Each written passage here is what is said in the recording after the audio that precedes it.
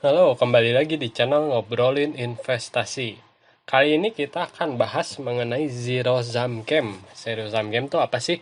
Jadi Zero Sum Game itu adalah suatu keadaan di mana satu ketika yang menang sama dengan yang kalah gitu. Jumlah yang menang ada yang kalah gitu. Jadi ketika kamu main gitu berlawanan, ada satu orang yang menang dan pasti ada satu orang yang kalah, dan ini juga termasuk dengan permainan yang banyak orang ya gitu. Nah, contohnya adalah seperti permainan di poker ini gitu. Nah, orang-orang di setiap poker ini mempunyai uang nih ya, masing-masing ada uangnya seperti inilah. Nah, misalnya suatu saat si pemenangnya adalah si anggap saja si Chris ini gitu. Dan semuanya nggak punya uang lagi gitu.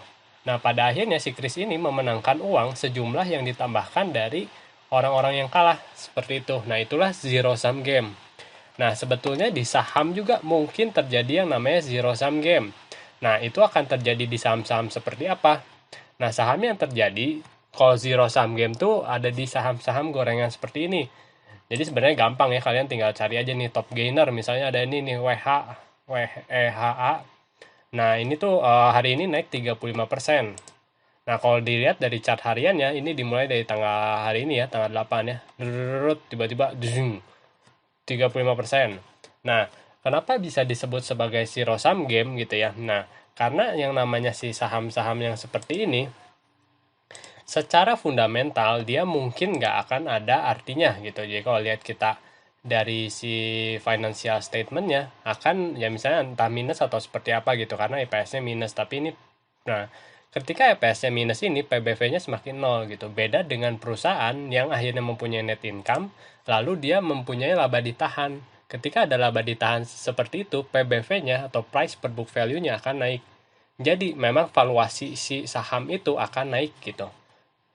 Nah, ketika ada saham-saham seperti ini, seolah-olah si harga sahamnya tuh bahkan turun gitu ya, karena ini adalah saham yang merugi gitu. Tapi ketika ketika sahamnya dinaikkan seperti ini, nah ini tuh ada yang istilahnya yang namanya zero sum game itu gitu. Jadi ketika banyak orang sekarang ngomongin tentang scalping atau tentang scalper seperti itu yang untungnya gila-gilaan gitu. Nah, sepertinya pertanyaan itu, ketika mereka bermain di seperti ini, di saham ini, dan ketika mereka untung, dan akhirnya ya, anggap saja ini, sahamnya akhirnya berakhir lagi di angka 105. Nah, itu sama seperti yang poker tadi gitu. Jadi, jumlah yang mereka menangkan akan sama dengan jumlah orang yang rugi gitu. Jadi misalnya, oh saya untung 1 miliar di sini. Pada intinya kalau di saham seperti ini gitu, ketika harganya balik lagi ada orang-orang yang kehilangan 1 miliar juga secara totalnya. Seperti itu. Nah, itulah video kali ini. Terima kasih.